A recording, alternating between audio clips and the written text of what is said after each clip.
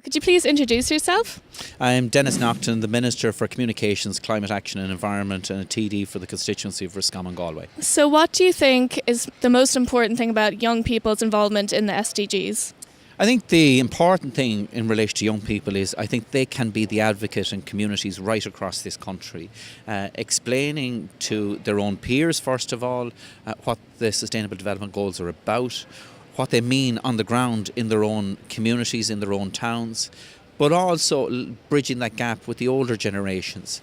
Because older generations, look, they're set in their ways, it's human nature, but I find that older people tend to listen to young people and what they say.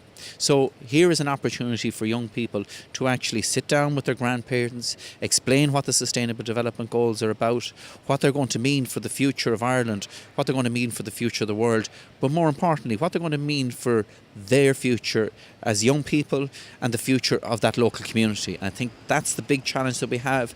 That's why we're looking at appointing climate ambassadors to deal just with the climate aspect of it. But I don't think climate can be dealt with in isolation.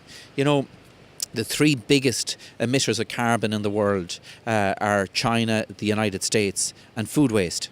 So you cannot isolate food and food waste and waste in general from the whole climate agenda. You cannot isolate waste from the SDGs, and you can't isolate climate from it. And I think it is important that we take a far broader and more encompassing an approach in relation to the issues. And I think SDGs provide an overall umbrella where all of these things feed into.